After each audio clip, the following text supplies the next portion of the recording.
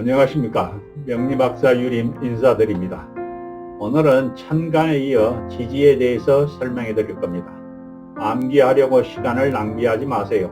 교육자료 보시면서 제 설명을 이해만 하시면 됩니다. 살짝 어려우면 반복 시청하시면서 따라만 오세요. 그럼 오늘 지지에 대한 강의 시작합니다.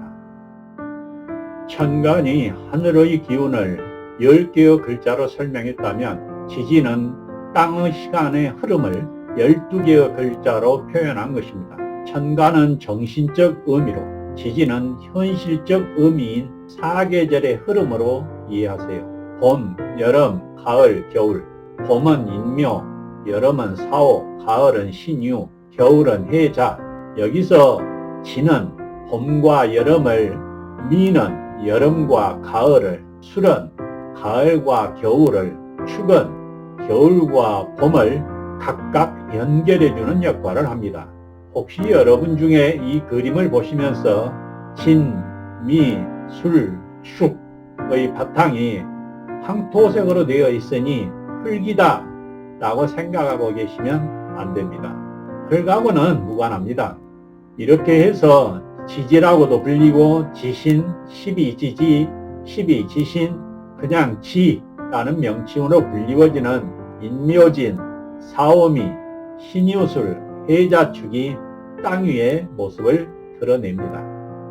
이번에는 하루 24시간이 어떻게 12지지로 나뉘는지 그 시간표를 알아보겠습니다. 지지는 시간과 공간을 나누는 명리학의 기본 약속입니다. 앞에 보이시는 원형표는 하루를 12등분하여 각각의 지지를 배치했습니다. 핵심은 지지 하나가 2시간씩 책임지고 있다는 사실입니다. 가장 먼저 시작되는 지지 자는 밤 23시 30분부터 새벽 1시 30분까지 자시를 담당하고 있습니다. 그 다음 축 지지는 새벽 1시 30분부터 3시 30분까지 이어지는 축시입니다. 이때는 만물이 고요하게 잠들어 새로운 기운을 비축하는 시간이죠. 그리고 새벽을 여는 인지지는 3시 30분부터 5시 30분까지로 이어지는 아침에 시작되는 시간입니다. 아침이 시작되는 시간이죠. 표를 보시면 모든 지지는 정확히 2시간의 구간을 갖고 있으며 시작점과 끝점이 30분 단위로 표시되어 있음을 알 수 있습니다. 오후 시간으로 넘어가 볼까요? 오후 지지는 낮 11시 30분부터 오후 1시 30분까지 오시입니다. 이때는 태양이 가장 높이 떠서 양의 기운이 절정에 달하는 때입니다. 저녁이 시작되는 유지지는 오후 5시 30분부터 7시 30분까지로 하루를 마무리하는 시간입니다. 이 시간 분류표를 설명하는 이유는 우리가 흔히 말하는 태어난 시를 이 지지 시간으로 결정하기 때문입니다. 같은 시에 태어난 사람이라도 1분 차이로 지지가 달라지면 사주팔자의 시주가 바뀌고 그 사람의 성향과 운명이 변합니다. 각 지지는 고유한 기운을 갖고 있어 시간의 흐름에 따라 기운이 변화합니다. 이 표를 통해 하루 24시간 동안 우주 만물의 기운이 어떻게 변화하는지 이해하실 수 있습니다. 자신이 태어난 시를 알고 그 시간의 기운을 파악하는 것이 명리학 공부의 시작점입니다. 하지만 다시 말하지만 암기하지 마세요. 우리 곁에는 항상 핸드폰과 컴퓨터 그리고 명리박사 유림이 있습니다. 지금부터는 지지에 따른 12절기 기간을 함께 알아보겠습니다. 명리학에서 월의 기준은 달력이 아닌 바로 이 절기에 의해 정해집니다. 절기는 태양 움직임 기준이며 월의 시작과 끝을 나누는 기준입니다. 앞에 보이시는 표를 참고하면 12개의 지지와 절기 기간이 아주 명확하게 정리되어 있습니다. 명리학에서 한 달이 시작되는 날은 항상 그 달을 대표하는 절기가 들어오는 시점과 일치합니다. 가장 먼저 시작하는 지지인 이는 봄의 시작을 알리는 입춘절로 양력 2월 4일경부터 시작됩니다. 이어서 다음 달의 절기인 경칩절이 들어오기 전까지가 온전한 인월의 기간이 됩니다. 이 절기 시작 날짜는 일반적인 양력 달력 날짜와는 달리 매년 조금씩 미세하게 변동합니다. 하지만 보통 양력 4일에서 8일 사이에 절기가 시작되는 것이 일반적입니다. 두세 가지 더 예시로 한번 들어보겠습니다. 뜨거운 여름의 시작인 사시는 입하절로 양력 5월 5일경이 시작됩니다. 가을 기운이 들어서는 신시는 입추절로 양력 8월 7일경에 시작하며 이는 만물이 결실을 맺는 시기입니다. 이처럼 절기는 태양의 운행에 맞춰 달의 기운을 정확하게 측정하고 명확하게 나누어주는 역할을 합니다.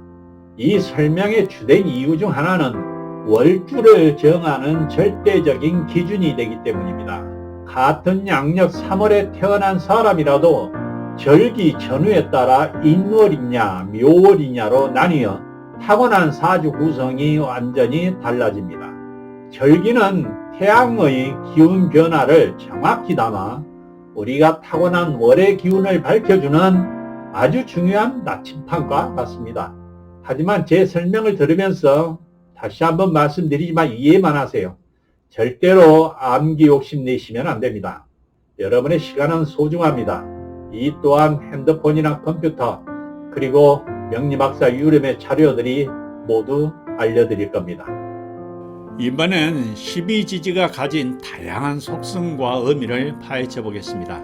지지는 단순히 시간이나 동물이 아닌 우주 만물을 분류하는 기준점입니다. 앞에 보이시는 표는 12지지가 어떤 성질과 연결되는지를 보여줍니다. 지지에는 동물 오행, 계절, 방위, 인체 등 세상의 모든 속성이 담겨 있습니다. 12지지는 크게 4개의 계절과 5가지 오행으로 구분됩니다. 봄에 해당하는 임묘진 지지는 오행 중 목의 기운을 상징합니다. 방위로는 동쪽을 나타내며 새싹이 움트는 성장과 시작을 의미하죠.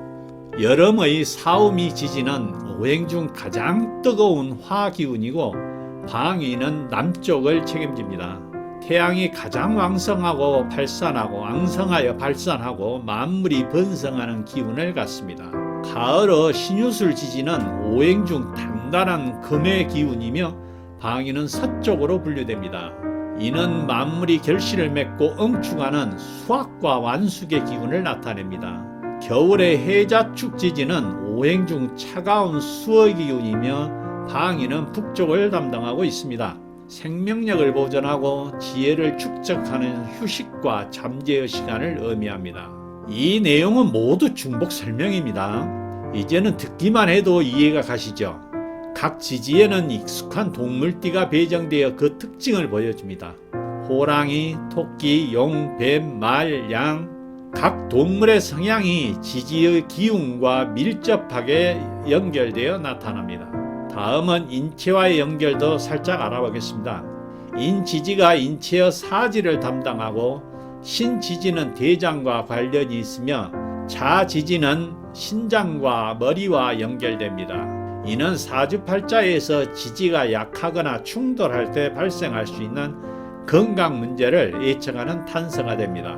이처럼 12지지는 시간, 공간, 성질 등 모든 것을 포괄하는 핵심 축입니다. 이 표를 통해 지지의 복합적인 의미를 파악하시길 바랍니다. 똑같은 이야기 하지만 암기하지 마시고 이해만 하셔도 충분합니다. 오늘의 마지막 강의는 60갑자입니다. 지금부터 60갑자의 진짜 비밀을 파헤쳐 봅니다. 하늘의 천간 10개와 땅의 지지 12개가 어떻게 60상을 만드는가? 이 짝짓기에는 누구도 거스를 수 없는 절대 원칙이 있습니다. 바로 음과 양의 짝을 맞추는 법칙입니다. 음은 음끼리, 양은 양끼리, 천간 10글자도 5은 양, 5은 음으로 성별이 나뉘어 있습니다. 지지 12글자 역시 6은 양, 6은 음으로 철저하게 구분됩니다. 양천간 5과 양지지 6이 만나 30쌍을, 또 음길이 만나 30쌍을 만듭니다. 이렇게 정해진 규칙으로 30 더하기 30은 60이라는 명확한 답이 나오게 됩니다. 명리학에서 음양은 서로 성질이 맞는 기운, 완벽한 조화를 의미합니다. 이 원칙을 지켜야만 세상의 모든 만물이 안정적으로 순환할 수 있지요. 육식갑자는 단순히 글자의 배열이 아니라 자연의 질서를 담은 달력입니다. 앞으로 실전 사주풀이에서 우리의 사주 속 음양은 어떻게 조화를 이루는지 살펴볼 겁니다. 육식갑자는 사주팔자의 뼈대를 이루는 가장 기본적인 약속입니다. 육식갑자의 첫 단추인 갑자를 한번 볼까요? 갑은 크고 단단한 나무, 자는 씨앗이 뭉쳐진 겨울의 기운입니다. 두 기운이 강한 리더십으로 느껴집니다. 우리들의 사주팔자 속에는 이 60가지 짝꿍 중에 딱 4쌍이 들어있습니다. 이 4쌍의 기운 조합이 세상에 태어나던 그날 그 순간 우리에게 주어진 운명 코드인 셈입니다. 이건 바꿀 수가 없습니다. 이것을 사주팔자라고 부르죠. 하지만 지금부터 지나간 과거는 제껴두고 다가오는 미래는 우리의 대운과 세운, 안되면 월운, 그래도 안되면 일진까지 총동원해서 행운은 잡고 불운은 피해가는 지혜를 공부하는 것. 이 지혜를 바탕으로 우리 가족과 사랑하는 주변 사람들까지 행복하게 만들어주는 역할을 명리박사 유림의 천기누설이 함께 할 것입니다.